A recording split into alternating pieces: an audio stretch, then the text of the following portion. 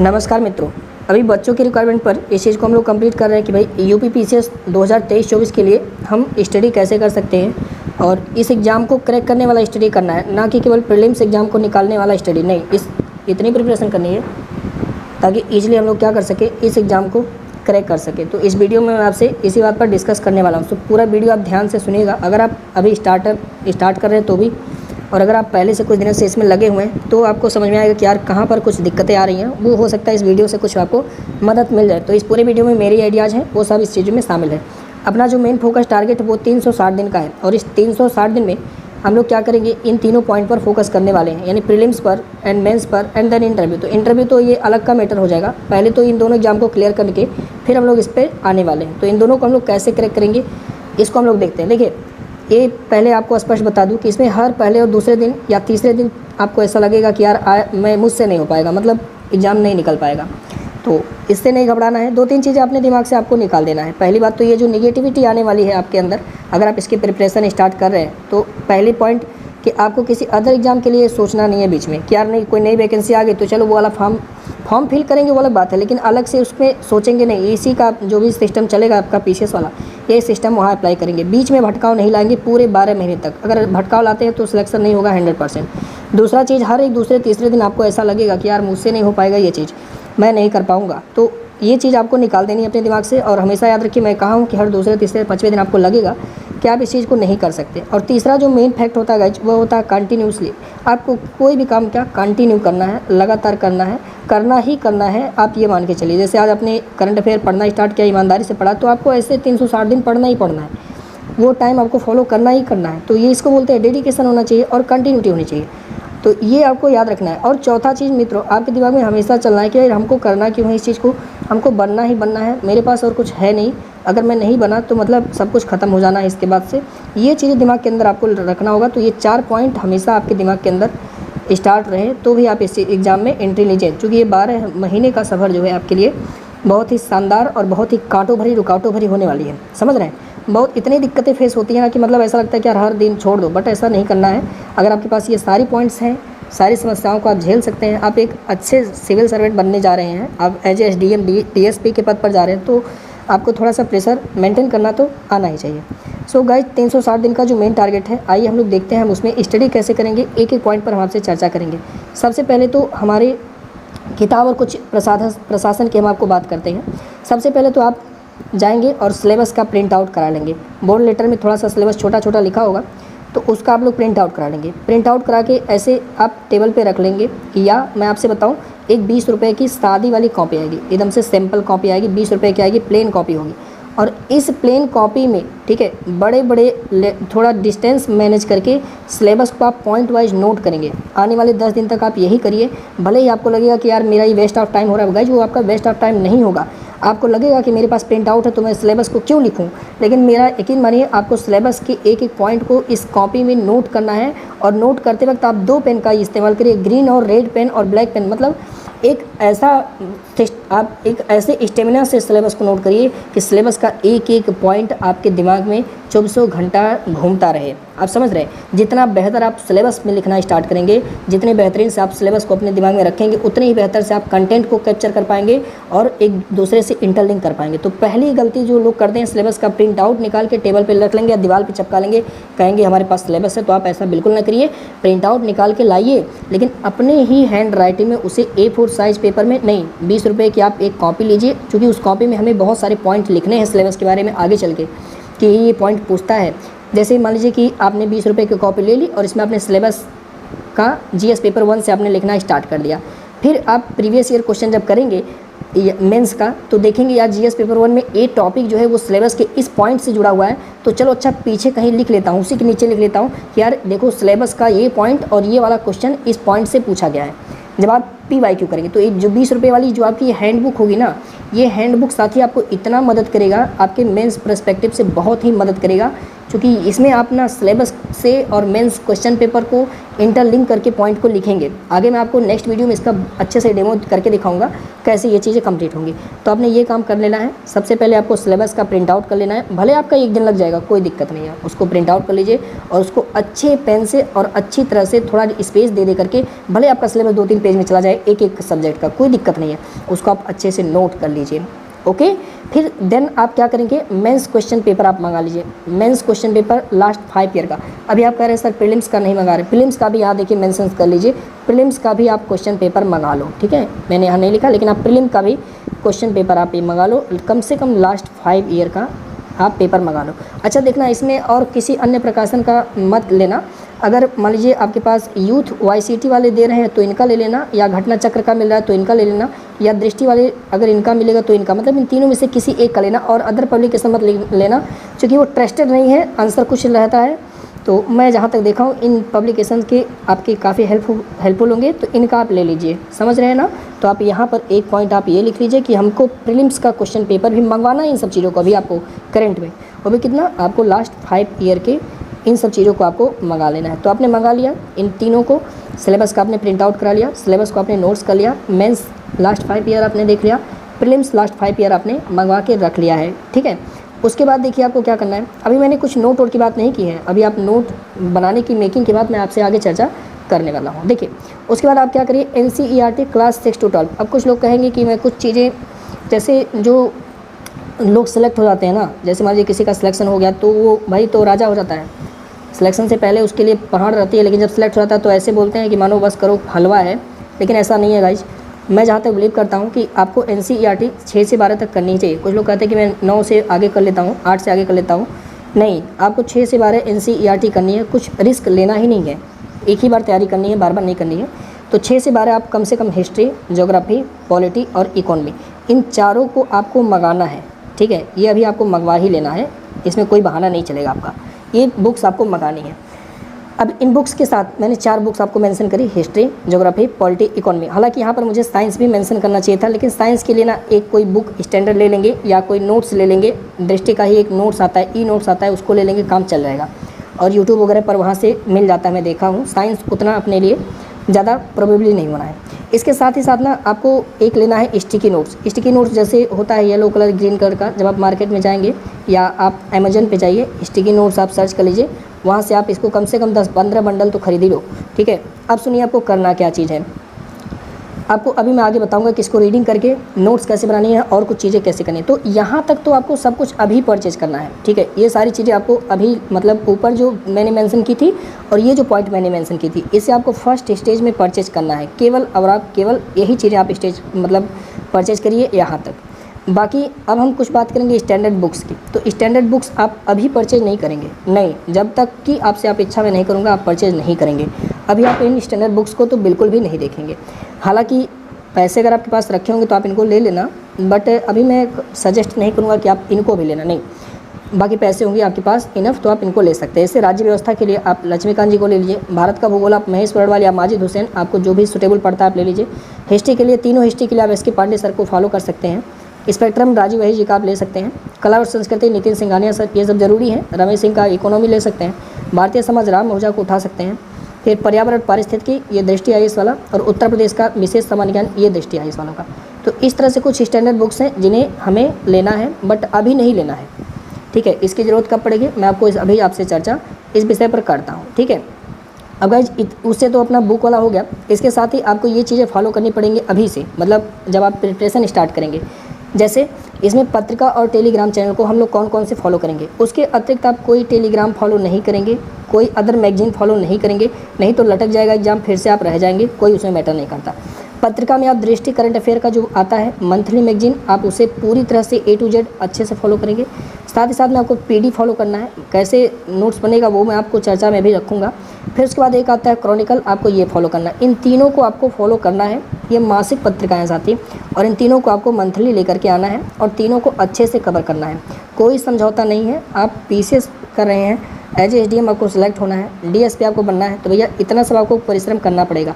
दृष्टि का मैगजीन लेकर के आइए, प्रतियोगिता दर्पण मंथली फॉलो करिए, क्रॉनिकल मंथली फॉलो करिए, इनको आप जो है मंगा लीजिए। मान लीजिए कहीं कहीं अवेलेबल नहीं हो, कोई बच्चा ग्रामीण क्षेत्र से प्रिपरेशन कर रहा है तो आई थिंक ये सभी ऑनलाइन PDF फॉर्मेट में अवेलेबल होगा, अगर होगा तो ठीक है, नहीं अवेलेबल होगा तो आप जाके मार्केट से जो है इसको मंगा लीजिए, और ऑनलाइन भी इसको आप मंगा सकते हैं, ठीक है।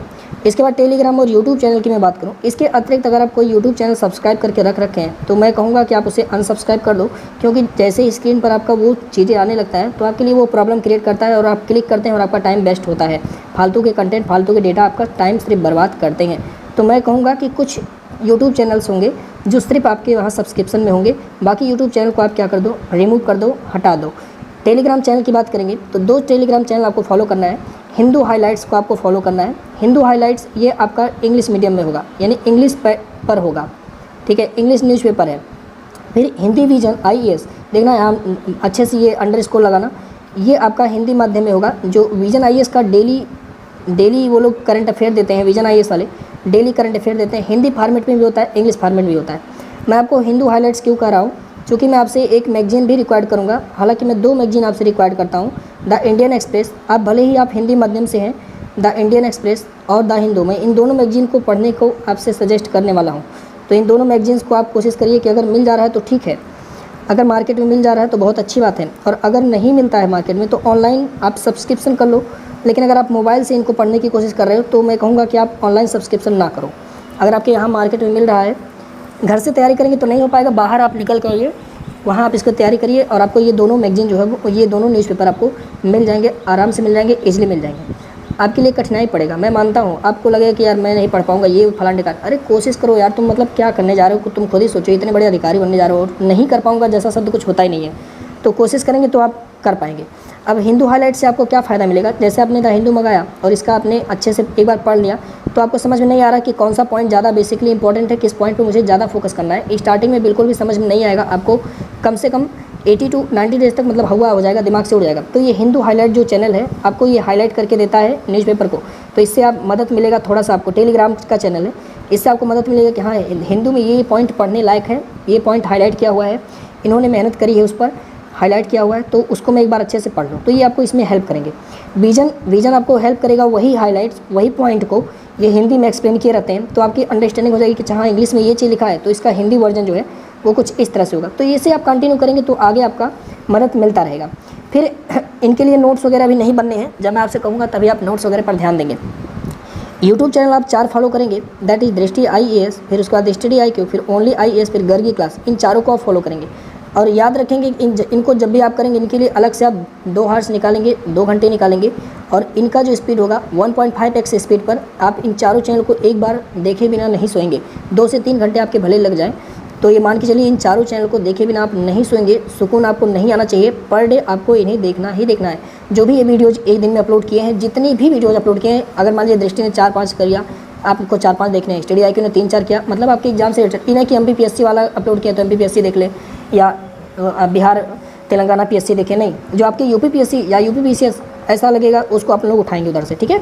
ओनली इसने क्या करी, करंट अफेयर में क्या अपलोड करी है, UPPCS से रिलेटेड करी है, UPSC से रिलेटेड कोई पॉइंट आ रहा है, UPSC का भी आप ध्यान रखना है, ऐसा नहीं कि केवल UPPCS का ही नहीं, अगर UPSC के भी कुछ पॉइंट है तो आपको वहाँ से ध्यान रखना है कि हो सकता है अपने एग्जाम परस्पेक्टिव से इंपॉर्टेंट हो और हम लोग PCS में इसको जो है ऐड कर सकें, क्योंकि हमें सेलेक्ट होना है, इसीलिए हमें आगे देखना है, आगे तक सोचना है। अगर सेलेक्ट नहीं होना है तो बस वही घिसा पीटा हम भी करते रहें। गर्गी क्लास वाले मैगजीन कवर करते हैं, ये भी इंग्लिश न्यूज़पेपर कवर करते हैं, और इनका जो डिटेल डिस्क्रिप्शन होता है वो कुछ हिंदी टाइप में होता है, लैंग्वेज हिंदी टाइप में होता है, इंग्लिश न्यूज़पेपर का होता है, तो इससे अंडरस्टैंडिंग आपकी थोड़ा सा वेल अंडरस्टैंडिंग डेवलप होगी, तो आप इनको कवर करेंगे। तो इस तरह से आप इन चीज़ों को क्या करेंगे साथी, कवर करेंगे। अब सुनिए, अब मेन पॉइंट आती है ना कि हम लोग नोट कैसे बनाएंगे, नोट्स को कैसे हम लोग कवर करेंगे, ठीक है। देखिए पहली बात तो मैं आपको बता दूं कि अभी आपको नोट्स कुछ करनी नहीं है। जैसे मैंने अभी ऊपर आपसे चर्चा किया कि आपको स्टिकी नोट्स लेना है। स्टिकी नोट्स वही नोट्स होते हैं जैसे आपने देखा होगा प्रिपरेशन करने वाले बच्चे ऐसे येलो कलर का, ग्रीन कलर का, रेड कलर का छोटा छोटा ऐसे कार्ड की तरह से आता है और उसमें लिखा हुआ रहता है और बच्चे इनका इस्तेमाल करते हैं। देखिए साथी, जब आप स्टिकी नोट्स ले लेंगे, जैसे आपने स्टार्ट किया है हिस्ट्री पढ़ना, ठीक है, आपने क्लास 6 का हिस्ट्री पढ़ना स्टार्ट किया है, हिस्ट्री आप पहला चैप्टर पढ़ रहे हैं क्लास 6 का और देख रहे हैं कुछ चीज़ें इंपॉर्टेंट हैं, तो आपने रीडिंग किया उसको, ठीक।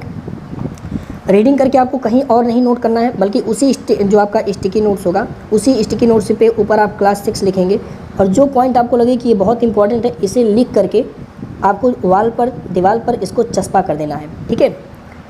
हो सकता है आपका 6 चैप्टर हो तो आपको 8-10 कार्ड लग जाए, कोई बात नहीं, 8-10 कार्ड आप इस्तेमाल करके दीवार पर क्लास 6 के नाम से आप करके वहाँ पर आप हिस्ट्री अपना चस्पा कर दीजिए। फिर इसी तरह से आपने ज्योग्राफी हिस्ट्री क्लास 7 किया, वो उसको भी आप कर लो। हिस्ट्री आपने क्लास 8 किया। ऐसा नहीं है कि आप नोट्स बनाना, नहीं, आप सिर्फ स्टिकी का प्रयोग करना, नोट्स बिल्कुल मत बनाना। भले आपकी दीवारें भर जाए, कोई मैटर नहीं करता है, 4-6 दीवारें होती हैं, सब दीवारों को भर दीजिए, कोई मैटर नहीं करता। लेकिन अभी आप कॉपी नहीं खरीदेंगे, कुछ नहीं परचेज करेंगे। इसी तरह से आपने ज्योग्राफी उठाया और आपने इसमें ज्योग्राफी में ड्रेनेज सिस्टम को आपने देखा, तो अब ड्रेनेज सिस्टम को आपने पॉइंट वाइज लिख लिया है स्टिकी नोट्स में, फिर आपने चस्पा कर दिया वॉल पर और वहाँ पर लिख दिया कि भाई ये चीज़ें मैं ज्योग्राफी से रिलेटेड अपना है। इसी तरह से same as polity, same as economy को आपने पहले स्टैंडर्ड में इसे आपको कवर कर लेना है। ठीक है, आप सेपरेट करके वॉल पर अलग अलग टॉपिक जैसे हिस्ट्री का है, ज्योग्राफी का, पॉलिटी का वॉल बना लिया, इकोनॉमी का वॉल बना लिया, थोड़ा सा स्पेस दे करके आप इनको बना लीजिए और वहाँ पर आप जो है स्टिकी नोट्स पर जो बुलेट पॉइंट के रूप में पूरे चैप्टर को आप समराइज करके, पूरे चैप्टर को समझ करके आप उसे वहाँ नोट्स करके चिपका दीजिए। आपको कॉपी अभी नहीं बनानी है। अब सुनिए आप आगे क्या करने वाले हैं। तो ये तो आपका ये मैटर होता है। गाइस जो मेन प्लान है वो प्लान कुछ इस तरह से है, जैसे जून जुलाई में आपको मैंने कहा कि आपको कुछ करना नहीं है, ये मैं आपको जून से लेकर के मई तक का पूरा पैटर्न आपको समझाने वाला हूँ कि आप कैसे करेंगे। तो देखिए जून और जुलाई ये जो 2 महीने हैं, इन 2 महीनों में आपको केवल और केवल इन 4 पॉइंट पर ध्यान देना है। साथ ही एटलीस्ट आपको, जहाँ तक मैं जानता हूँ, कम से कम आपको 12 घंटे आपको देने हैं। ठीक है, इससे कम आप नहीं दे सकते, आपको 12 घंटे देने हैं। जो लोग कहते हैं मैं 6 घंटे 4 घंटे पढ़ाई की हूँ, वो सब फर्जीवाड़ा है। या तो उन्होंने बहुत अच्छे तरह से पढ़ रखा है, पहले से ही बीटेक सीटेक कर रखा है, या अच्छे लेवल के उन्होंने पढ़ाई कर रखी है, थोड़ा बहुत पढ़ना होता है उनको, वो अलग चीज़ है। बट मैं जहाँ तक सोचता हूँ कि आपको 12 से 14 घंटे करनी पड़ेगी, तभी आपका ये एग्ज़ाम जो है अच्छे से क्रैक हो पाएगा। तो गाइस 12 हार्स आपको कम से कम देना है। तो आपको ये जो जून से जुलाई महीने हैं उसमें इन चारों पॉइंट्स को आपको पर डे कवर करना है। जैसे आज आपको एनसीईआरटी पढ़ना है, पीवाईक्यू भी आपको सॉल्व करना है, ऑप्शनल भी आपको देखना है, और आपका जो पीवाईक्यू प्री का है वो भी आपको देखना है। तो इन चारों पॉइंट्स को आपको पर डे लेकर चलना है। जून जुलाई यानी 60 डेज़ के अंदर आपको इनको अच्छे से कवर कर लेना है। जैसे मैंने आपसे कहा था कि एनसीईआरटी आप पढ़ेंगे और पढ़ करके स्टिकी नोट्स पर उसको आप दीवार पर चिपकाएंगे। कहीं यहाँ आपने चिपका लिया, फिर आप जाएंगे मेंस का, मैंने ऊपर 5 साल का पेपर मंगाया, तो आप 5 साल का यहाँ कर सकते हैं, कोई दिक्कत नहीं है। अब इसको आप क्या करेंगे, देखिए आप जब पहले दिन आप मेंस का क्वेश्चन उठाएंगे ना, तो आपको लगेगा कि अरे यार ये तो मेरी समझ से बाहर है। ठीक है, कोई बात नहीं है, नया नया बच्चा भी जन्म ले रहा है, कोई बात नहीं है, समझ से बाहर है। लेकिन फिर भी आप यहाँ पर एक नोट मंगाएंगे, एक कॉपी आती है, इस पर लिखा रहता है यूपीएससी, कॉपी पर ही लिखा रहता है ऊपर यूपीएससी, उसको आप 400 पेज का मंगा लीजिए। कितने पेज का साथी? 400 पेज का आप वही एक कॉपी मंगा लीजिए। और पर डे जैसे आपने, मैंने कहा 12 घंटे देना, तो आपने एनसीईआरटी को मान लीजिए 3 घंटा दे दिया है। ठीक है, अभी एनसीईआरटी को 3 घंटे मत दीजिए, ठीक है, बता रहा हूँ। जैसे आपने पीवाईक्यू ये प्री वाले को आपने कम से कम 2 घंटे प्री को दे दिया है। ठीक है, फिर आपने ऑप्शनल वाले को 3 घंटे देना है और इसको आपको देना है 3 घंटे, 3-3 6, और एनसीईआरटी को आपने अकेले देखो 6 3-3 6 2 8 हो गया, एनसीईआरटी को आपने 4 घंटे दे देना। तो इस तरह से आपने 12 घंटे में आपने इसको मैनेज कर रखा है। 12 घंटे आपने टाइम टेबल सेट कर रखा है, जिसमें आपको प्री के लिए 2 घंटे निकालना है पर डे, प्रतिदिन। ठीक है, 5 साल का है। अभी आप कहेंगे सर इतनी जल्दी ये खत्म हो जाएगा, भले खत्म हो जाएगा, फिर से रिवीजन करना है, खत्म हो जाएगा, हो जाएगा, कोई दिक्कत नहीं है। क्योंकि आप कहेंगे सर 5 साल का पेपर डेली 2 घंटा देंगे तो ये तो बहुत जल्दी खत्म हो जाएगा, 10 दिन में खत्म हो जाएगा। हाँ हो जाएगा, ज़्यादा से ज़्यादा 20 दिन में खत्म हो जाएगा, कोई बात नहीं, फिर से आप रिवीजन करेंगे, उसमें कोई दिक्कत नहीं है। ऑप्शनल के लिए आप 3 घंटे देंगे और इसके लिए आप जो है 3 घंटे देंगे। देखिए ऑप्शनल में आप जानते हैं, आप कोई एक सब्जेक्ट जो आपको इंटरेस्टेड हो आप उसे चुन लीजिए, हिस्ट्री, ज्योग्राफी, पॉलिटी, इकोनॉमी, इतना जो भी आपको समझ में आता है वो आपका ऑप्शनल होगा। इसके बारे में आपसे एक दिन डिटेल में चर्चा कर लूँगा। ठीक है, तो देखिए मैं कॉपी आपसे 2 रिक्वायर करूँगा, सॉरी मैंने एक कहा, लेकिन मैं आपसे 2 कॉपी यहाँ पर डिमांड कर रहा हूँ। वो दोनों कॉपी जैसे यूपीएससी का जो होता है उस पर कॉपी पर ही लिखा होता है, यूपीएससी लिखा होता है, मार्केट से आप यूपीएससी नोट्स मंगा लेंगे तो आपको मिल जाएगा। उसमें आपको करना क्या है, प्रतिदिन, जैसे मैंने कहा कि ये आप पीवाईक्यू मंगाने वाले हैं मेंस के लिए 5 साल का, तो इसमें आप प्रतिदिन 3 घंटे देख करके, जैसे आपने यूथ कंपटीशन का मंगा लिया पीवाईक्यू, तो यूथ में क्वेश्चन लिखा होगा, उसके नीचे उसके बारे में लिखा होगा, कोई बात नहीं, आप क्वेश्चन लिखिए उसी कॉपी में, और जो नीचे लिखा होगा उसके बारे में उसका उत्तर आपको देख करके प्रतिदिन आपको अपने कॉपी में लिखना है। बात समझ रहे हैं मेरी ना? 3 घंटे में आप, ऐसा नहीं मैं कह रहा हूँ कि पूरा ही आपको लिख के सोना है जितना दिया, नहीं, जितना क्वेश्चन आप कर पाते हैं 5 6 7 जितना भी आप लिख पाते हैं, अपने दिमाग से उसमें मत घिबड़ी कर दें जा कि अब तो समझ में नहीं आ रहा, अब तो मैं ये वो फलान टिका, नहीं, जो यूथ वालों ने लिखा है नीचे उत्तर में आपको वही देख करके अपनी कॉपी में लिखना है 3 घंटे। आप समझ रहे हैं मैं ऐसा क्यों चाहता हूँ? ऐसा इसलिए चाहता हूँ क्योंकि एक दिन ऐसा आएगा ना, ऐसे लिखते लिखते ना आपकी हैबिट इतनी अच्छी हो जाएगी, एक दिन ऐसा आपके जीवन में आ जाएगा कि आपको लगेगा कोई क्वेश्चन छूटना नहीं करेगा, आपको सारा क्वेश्चन लगेगा कि ये तो मैं कहीं ना कहीं पढ़ा हूँ। क्योंकि एक बार जब आप लिख लेते हैं ना, तो उसमें से 1% अगर आपके खोपड़े में चला जाता है, 1% तो आपके लिए आगे जो है वो महाभारत में अर्जुन का काम करने वाला है। समझ रहे हैं? इसी तरह से आपको ऑप्शनल के 3 घंटे, जो कॉपी नंबर 2 मैंने मंगाया है उसमें आप ऑप्शनल के 3 घंटे आप करने वाले हैं। ठीक, ऑप्शनल के आपको 3 घंटे, उसमें वही चीज़ें आपको ऑप्शनल वाले में भी लिखना है। अब देखिए, प्री के लिए जब आप 5 साल का इसको करेंगे तो इसके लिए आपको नोट्स नहीं बनाने, आपको क्वेश्चन हल करना है। ठीक है, आपने सॉल्व करना है और देखना है कि मतलब ये क्वेश्चन कहाँ से आ रहा है, किस पॉइंट से आ रहा है। जैसे हिस्ट्री से कोई क्वेश्चन है, या अगर आपने स्टिकी नोट्स में चिपकाया है वो क्वेश्चन के बारे में लिखा है कुछ, तो आप वहाँ से मिला लीजिए एनसीईआरटी वाले से कि अच्छा यहाँ है कि नहीं है। अगर नहीं है कोई क्वेश्चन, अगर आपको लगता है कि यार ये क्वेश्चन का टॉपिक में मैंने कहीं नहीं लिखा है, तो उस टॉपिक को आप अलग लिख दो। ठीक है, उसको आप अलग लिख दो। जैसे मान लीजिए कि आप माइंड के बारे में कोई क्वेश्चन आ गया और आपने अपने सिलेबस में माइंड के बारे में कुछ ज़्यादा कुछ लिखा नहीं है, आपने स्टिकी नोट्स में माइंड के बारे में कुछ चिपकाया ही नहीं है, तो आप वहाँ जाके लिख लीजिए कि हाँ माइंड क्या चीज़ होता है और माइंड में क्या क्या चीज़ें पाई जाती हैं। जैसे कोई खान वान के बारे में मैच करने के लिए दे दिया कि हाँ ये खान किस कोयले का खान है, कहाँ पर स्थित है, गोल्डन खान है कहाँ पर स्थित है, तो आप उसको अपने स्टिकी नोट्स में ही या A4 साइज़ का एक पेपर बना के उसमें आप जो है उसको अच्छी तरह से नोट करके दीवार पे चिपका लीजिए। इसके लिए अलग से आपको नोट्स बनाने की ज़रूरत नहीं है, इतना आप याद रखिए। तो ये काम आप कब करेंगे? जून से जुलाई तक करेंगे। अभी तक आपने नोट्स नहीं बनाया है। ये जो दोनों काम आप कर रहे हैं ना, ये आप फ्री ऑफ 6 घंटे आप बस ऐसे ही एक सिर्फ आपकी राइटिंग बनाने की कोशिश हो रही है और आपको अंडरस्टैंडिंग कराने की कोशिश की जा रही है कि आप समझिए कि क्वेश्चन ऐसे पूछता है, उसका उत्तर ऐसे भी लिखा जाता है। फिर आपका जब ये ख़त्म हो जाएगा तो आप दृष्टि वालों का लेकर के आइएगा, उनका देखिएगा कि हाँ ऐसे क्वेश्चन आता है और इसका आंसर ये लोग ऐसे लिखते हैं। फिर आप मैच करके देखिएगा कि आखिर में जो आंसर यूथ पब्लिकेशन वालों ने लिखा है, जो दृष्टि वालों ने लिखा है, उसमें कुछ चीज़ें कॉमन हैं, कुछ चीज़ें अच्छी हैं, कुछ चीज़ें इंपॉर्टेंट हैं। तो क्या इंपॉर्टेंट है उसे आप ध्यान रखेंगे। समझ रहे हैं ना मेरी बातों को? सिर्फ इन दोनों का मतलब यहाँ पर जो ये 2 महीने होंगे, ये आपको सिर्फ बेसिक अंडरस्टैंडिंग कि ये जो आपकी अंडरस्टैंडिंग है वो ये आपको बताएगी कि how to write an answer को आपको कैसे लिखना है, एंड हाउ टू अंडरस्टैंडिंग कैसे हम लोग करेंगे, आंसर की जो नेचर से उसकी प्रकृति को हम कैसे समझेंगे। ये जो एनसीईआरटी की रीडिंग है ये आपके लिए प्रीलिम्स बेसिस पर होंगे और ये दोनों आपको सिर्फ प्रीलिम्स बेसिस के लिए तैयार करेंगे और ये तैयार करेगा आपको प्रीलिम्स कम मेंस, इन दोनों पॉइंट पर आपको ध्यान रखना होगा। तो ये चीज़ें आप इस महीने में कवर करेंगे और आप अब जो है तैयारी करने के लिए तैयार हो चुके होंगे। इतने में आप जो है एक पहलवान योद्धा बन चुके होंगे कि आपको आगे जंग में ढकेला जा सकता है। फिर आप अगले महीने अगस्त, सितंबर, अक्टूबर, नवंबर 4 महीने की आपकी कथा है। इसमें आप polity, history, economy and geography, history में तीनों हिस्ट्री, पॉलिटी में लक्ष्मीकांत, इकोनॉमी में रमेश सिंह और इसमें आपका महेश वर्णवाल कम माजिद हुसैन सर, इनको आपको कवर करना है। फर्स्टली आपको कोशिश करना है, जब आप पॉलिटी पहली बार रीडिंग करेंगे तो हो सकता है एक चैप्टर आप एक दिन में पढ़ें, लेकिन ऐसे केवल 10 ही चैप्टर, 12 चैप्टर ऐसे हैं जो एक दिन में एक चैप्टर ख़त्म होगा। बाकी उसके बाद वही इनको प्रॉपर टाइम देना है, 3-3 घंटे का टाइम आपको देना है। फिर एक समय ऐसा आपके पास आएगा जब आप एक दिन में 3-3 चैप्टर को ख़त्म करने लगेंगे और अराउंड 80 चैप्टर्स के आसपास में है आपका। एक समय ऐसा आएगा कि आप जो है 30 ही दिन में, 25 दिन में पूरा 80 चैप्टर ख़त्म करने के कगार पर होंगे। तो गाइज अभी भी आपको यहाँ नोट्स नहीं बनाना। आपने फर्स्ट रीडिंग कर लिया अच्छी तरह से, आपने सेकंड रीडिंग कर लिया, आपने मतलब फर्स्ट रीडिंग आपने पहला कर लिया इन सब का। फिर एक बार फिर से आपको रीडिंग कर लेनी है, क्योंकि देखिए आपको यहाँ पर एग्ज़ाम निकालना है। मैं फिर से कह रहा हूँ, बार बार इस चीज़ को कहता हूँ। एक होता है कि आप नोट्स बनाना चालू किए और जैसे आपने स्टेट गवर्नमेंट लिख दिया। सपोज करिए कि आज आपको कॉन्स्टिट्यूशन पढ़ना है और कॉन्स्टिट्यूशन का जो पार्ट नंबर 6 है, part number 6 related to the state government. ठीक है, भारतीय संविधान का भाग 6 स्टेट गवर्नमेंट के बारे में बताता है, राज्य सरकार के बारे में बताता है। तो राज्य सरकार में बेसिकली जो 4 पिलर्स आते हैं, इसमें सबसे पहला जो गवर्नर होता है यानी राज्यपाल, फिर उसके बाद मुख्यमंत्री, मंत्रिपरिषद और राज्य महाधिवक्ता। तो ये 4 लोग होते हैं। अब इनमें ना देखिए, आपसे क्या कभी ऐसा क्वेश्चन पूछेगा इस वाले एग्जाम में कि राज्यपाल का कार्यकाल कितना होता है या राज्यपाल के लिए आयु सीमा का निर्धारण कितना होता है? ऐसे क्वेश्चन पूछेगा नहीं, आपसे ऐसे क्वेश्चन पेपर में नहीं पूछेगा। ये 1 डे एग्जाम का क्वेश्चन नहीं है। तो कुछ लोग क्या करेंगे, नोट्स बनाना स्टार्ट करेंगे तो पहले ही स्टार्टिंग में डाल देंगे कि 35 साल की उम्र होना चाहिए। यार वो सारी पॉइंट आपको स्टिकी नोट्स में करना है। वो सारी जो 1 डे टाइप की पॉइंट है ना, उसको आप यहाँ पचहरे में नहीं ऐड करेंगे, नहीं तो आपका एग्जाम फिर से लटक जाएगा। वो आपका मैटर है। ठीक है, यहाँ आपसे क्या पूछेगा कि भाई जो गवर्नर है इनके पास जो विवेकाधिकार शक्तियाँ होती हैं उसका प्रयोग, जैसे इनके पास आप जानते हैं यह विधानसभा को, जो विधानसभा है उसको बुला सकते हैं, उसको भंग भी कर सकते हैं। तो क्या राज्यपाल किसी भी ऐसे बिना कुछ पूछे जाचे भंग कर सकते हैं जो इनके पास पावर होता है?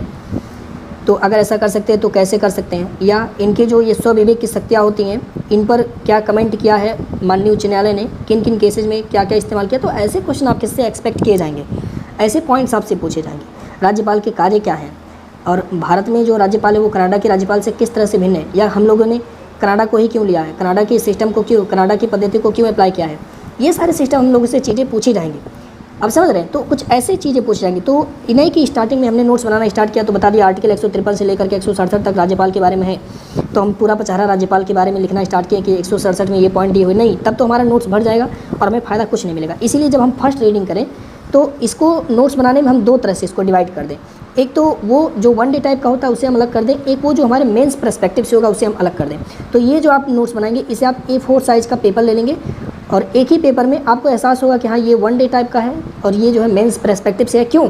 क्योंकि मैंने 2 महीने पहले आपको मेंस के सारे सॉल्व आपको करवा चुके होंगे। यहाँ पे मैंने देखिए आपको 2 महीने मैंने बता दिया, इसे यहाँ पर आपको पढ़ के ऐसा लगेगा कि हाँ मैंने मेंस के बारे में बहुत सारी जानकारी इकट्ठा कर ली है और आपकी समझ में आ जाएगा कि मुझे नोट्सवा कैसे बनाना है। क्योंकि अगर ये काम आप नहीं करते हैं ना तो आपको ये वही पचहरा लिखेंगे और फिर आपका सिलेक्शन नहीं होगा, लटक जाएंगे। तो इसीलिए पहले ये जून जुलाई में आप इतना कंप्लीट करेंगे। तो जैसे आप पॉलिटी उठाएंगे तो आपको एहसास होगा कि अरे ये क्वेश्चन मेंस में मुझे पूछेगा और ये क्वेश्चन प्रीलिम्स बेस से इंपॉर्टेंट है, तो प्रीलिम्स वाला मैं अलग करके चलूँगा। A4 साइज में मैं बना लूँगा, उसे A4 साइज में प्रीलिम्स का मैं लिखूँगा और मेंस पर्सपेक्टिव से जो पॉइंट है उसे मैं मेंस के लिए लिखूँगा। और जो मैं नोट्स बना रहा हूँ ना वो मैं अपने बेटों के लिए नहीं बना रहा हूँ बल्कि सिर्फ अपने समझने के लिए बना रहा हूँ। अब ऐसा भी शॉर्ट मत कर देना कि दोबारा पढ़ने पर समझ में आए कि क्या लिखा हूँ। मेरे साथ ऐसा एक बार हुआ था, मैं इतने शॉर्ट में लिख रहा था लोगों का कहना मान करके, जो टॉपर है मुझे याद है। तो मैं जब दोबारा 1 हफ्ते बाद रिवीजन करता था ना तो मैं समझ जाता था कि यार क्या लिखा हूँ, मतलब इसका मैं क्या लिंक करूँ। तो ऐसा नहीं, आप अपनी भाषा में लिखो भैया, अच्छे से लिखो। ये जो लोग कहते हैं कि मैं एक पन्ने में पूरा संसार पूरा समेट दिया था, पूरा लक्ष्मीकांत, तो भैया ऐसे लोग का कहना तो बिल्कुल नहीं मानना चाहिए। मैं माना था, भोग लिया हूँ अपने करने का फल। एक पन्ने में पूरा 2-2, 3-3 लेसन यूनिट को मैं ऐड करके देखा हूँ, तो मेरे लिए भाई खतरा हो गया। हिंदी माध्यम के लिए खतरा हो जाता है। इंग्लिश मीडियम के लिए तो एक शब्द का मतलब ही बहुत बड़ा होता है, तो वहाँ तो चल जाता है, लेकिन हिंदी माध्यम में ना अगर एक शब्द लिख दिए तो फिर वो समझो खत्म हो जाएगा बेचारा, दोबारा उसको समझ में नहीं आएगा। तो आप ऐसा नहीं करिएगा, आपको जिस भी फॉर्मेट में आता है समझ में उस फॉर्मेट में आप लिखिए। इसी तरह से आप हिस्ट्री का भी एक बार आप स्टडी कर लीजिए अच्छी तरह से।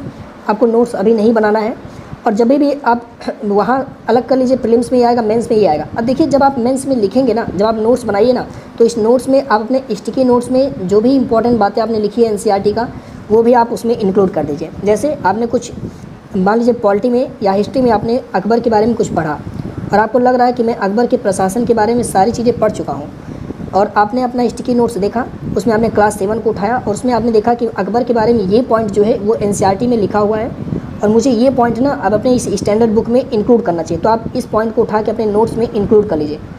आपने दृष्टि IAS का मैगजीन पढ़ा, उसमें आपने अकबर के बारे में कुछ अच्छा शब्द पढ़ा या उसकी जो कलात्मक शैली है उसके बारे में करंट में कोई चीज़ आया हुआ है, तो आपने क्या किया, स्टिकी नोट्स में तो आपने चिपकाया ही है। आपने देखा अच्छा हाँ यहाँ पर भी हिस्ट्री से रिलेटेड कुछ पॉइंट छपी थी, अकबर के बारे में कुछ आर्ट एंड कल्चर के बारे में, तो आपने नोट्स में उठा के दृष्टि का ये पॉइंट आपने यहाँ पर इंक्लूड कर लिया। आपने देखा कि आपने जो न्यूज़पेपर पढ़ा था वहाँ पर कुछ आर्टिकल छपी थी art and culture related to the Akbar, तो आपने पढ़ा कि अच्छा ये इंग्लिश में लिखा था, गूगल ट्रांसलेट पर जाते हैं और देखते हैं कि क्या मतलब इसका होता है। आपने न्यूज़पेपर से ये वाली पॉइंट उठा करके अपने नोट्स में आपने इंक्लूड कर दी। आप समझ रहे हैं, सब कुछ आपके सामने परोस के आपको पहले रखना है स्टार्टिंग में। जब आपको नोट्स बनाना है कुछ करना नहीं है, इन सारे पॉइंट्स को, इन सारे पर्सपेक्टिव को उठा करके आपको यहीं पर चस्पा कर देना है। साथ ही ये प्रक्रिया जितना सुनने में आसान लगता है उतना ही आसान होता है, लेकिन ये है कि भाई इसके लिए आपको कंटिन्यूटी बनी रहनी चाहिए और गाइडेंस एक आपको मिलता रहना चाहिए। आपके हाथों में सारी चीज़ें जो है ऐसी आनी चाहिए कि आपको पूरी मदद मिलती रहे। जैसे अभी आपने इकोनॉमी रमेश सिंह का आपने पढ़ा, तो इकोनॉमी जब पहले तो आप NCERT पढ़ के ख़त्म करेंगे, फिर आप रमेश सिंह को पढ़ेंगे, फिर आप क्वेश्चन तो आपने कर रखा है, आपको समझ में आ गया कि डाइजेस्टर मैनेजमेंट से क्वेश्चन आएगा GS पेपर 3 में, और मुझे डाइजेस्टर मैनेजमेंट के बारे में स्टिकी नोट्स में भी मैंने चिपका रखा है, NCERT में लिखा था उसके बारे में, वो भी मैंने देख रखा है। न्यूज़पेपर में आर्टिकल डेली आता रहता है कि क्या होता है भूस्खलन, क्या होता है अर्थक्वेक, कहाँ पर आया, मैंने उसको भी डेली चिपका रखा है। तो यहाँ पर आप इकोनॉमी बना रहे हैं या RBI ने कोई नई पॉलिसी बनाई, नई स्कीम लॉन्च की है, या विजन IAS में मैंने देखा मैगजीन में कुछ नया आया, या दृष्टि वालों ने मैगजीन में कुछ इकोनॉमी से रिलेटेड कोई पॉइंट छापी है, मैंने लिखा है, तो इकोनॉमी का जब मैं नोट्स बना रहा हूँ तो उसमें इन सारे पॉइंट्स को जो है मैं डालता चला जा रहा हूँ जिससे वो रिलेटेड है, और ये आपका एक स्टैंडर्ड नोट्स बन जाएगा। क्योंकि इस नोट्स में ना करंट अफेयर के पॉइंट्स जो दृष्टि विजन ने किया वो है, इकोनॉमी का रमेश सिंह जी का है, फिर उसके बाद न्यूज़पेपर के आर्टिकल्स के पॉइंट्स आपने रखे हैं। यार बच क्या रहा है, सब कुछ तो आपने अपने नोट्स में रख रखा है, बस अब आपको अच्छे से रिवीजन करके अच्छे से राइटिंग जा करके वहाँ कर देना है। तो ये सारा काम ना आपको करना पड़ेगा अगर आपको सिलेक्शन लेना है, तो ये सारी चीज़ें आपको दोस्त देखनी पड़ेंगी। इसी तरह से आपने ज्योग्राफी उठाया, ज्योग्राफी में आपने इन्वायरमेंट को उठाया, तो इन्वायरमेंट के लिए मैं लोग बेसिकली सजेस्ट करते हैं कि शंकर IAS का नोट्स लो, मैं भी कहूँगा ले लो, लेकिन नहीं, अभी तुरंत ले लेंगे तो पहाड़ उठाएंगे, विपत लगेगा, बोझा लगेगा सर पर। तो पहले आप जो स्टार्टिंग में 2 महीने हैं उसको आप अच्छे से पढ़ लो। फिर ये चीज़ आप कर ही रहे हो कि मैगजीन का पॉइंट आप स्टिकी नोट्स बना के चिपका रहे हो, फिर आपने पढ़ रखा न्यूज़पेपर, उसे भी आप चस्पा कर ही रहे हो। फिर स्पेशली जब आपको लगे कि हाँ यार मुझे इन्वायरमेंट के लिए शंकर IAS लेना ही चाहिए, तो आप उसको भी ले लो एक बार, उसके भी पॉइंट्स को आप पढ़ते रहो, और इस तरह से आप एक अच्छा बेहतरीन नोट्स जो है वो प्रिपेयर करते रहो। लेकिन ये सब काम तब आप करना, फर्स्ट रीडिंग नहीं, सेकेंड रीडिंग भी आप एक बार कर लो, तीसरे रीडिंग में आपको ये काम करना है। अब आप सोचिए कि आपको 4 महीने के अंदर इसे कवर करना है, साथ ही मेहनत करना पड़ेगा, बिना मेहनत किए काम नहीं चलेगा, इस पॉइंट को आप याद रखें। Environment science and tech, environment ecology, यह आपका एक नया चैप्टर दिसंबर से फरवरी के बीच में आप इसे कवर करेंगे। तो ये आप पूरा पॉइंट यहाँ कवर करेंगे, वही चीज़ वही सारा पैटर्न है, आप इसे जो है बेसिकली यहाँ पे कवर करेंगे। फिर मार्च से मई के बीच में आप ये पॉइंट इंडियन सोसाइटी, UPG के और कुछ वैल्यू एडेड मटेरियल होते हैं जो मैगजीन वगैरह में आते रहते हैं, या जो विजन 365 वाले रिलीज़ करेंगे, उनको आप देख के यहाँ पर ये चीज़ें लगाएंगे गाइस। अब नोट्स मेकिंग करनी है, नोट्स मेकिंग क्या करनी है, 2 बनानी है, मैंने आपको बताया प्रीलिम्स का और मेंस का, तो ये दोनों पर्सपेक्टिव से आप इसको कर लीजिएगा। आशा करते हैं कि ये पॉइंट्स आपको समझ में आ रहा होगा, ठीक है। तो और इसके लिए अगर हमसे कोई क्लासेस एक्सपेक्ट आप करते हैं तो आप ज़रूर बताएंगे, एक बैच इसके लिए मैं ज़रूर बनाऊंगा, कोशिश पूरी करूंगा कि ये जो मैंने मंथली वाइज चीज़ों को बताया है इनको मैं कवर कराऊँ। तो इंस्टेड ऑफ 200 स्टूडेंट या 300, मैक्सिमम 300 स्टूडेंट का एक प्रॉपर ग्रुप इस बार भी बनाने की कोशिश है, जिसमें हम प्री कम मेंस दोनों की बात करेंगे, ठीक है। हालांकि चार्ज बहुत कम रहेगा, आप डोंट वरी, इससे बिल्कुल परेशान मत होइए। टारगेट यही है कि सिलेक्शन आपका प्री कम मेंस दोनों होगा, पूरी प्रॉपर गाइडेंस आपको गाइड करेंगे। 300 लोगों का ये जो है एक ग्रुप मैं जल्दी क्रिएट करूँगा, यानी जून तक क्रिएट करूँगा। तो अगर 200-300 लोग कमेंट करते हैं ग्रुप बनाने के लिए और तैयारी करने के लिए, लेकिन भाई वही जो लोग हिम्मती हैं, जिनके पास कर्ज है कि हाँ मैं 1 साल तक पूरी तरह से लगा रहूँगा, वो लोग कमेंट जरूर करेंगे इस ग्रुप को लेकर के, क्योंकि जैसे 200-300 कमेंट्स आते हैं तो इस पर हम काम करेंगे।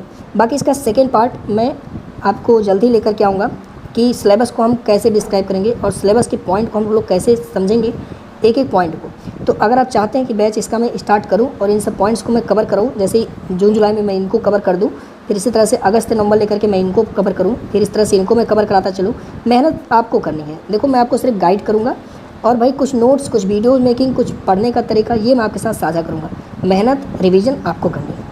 तो आप ज़रूर कमेंट करेंगे। अभी के लिए इतना ही। वंदे मातरम, जय हिंद।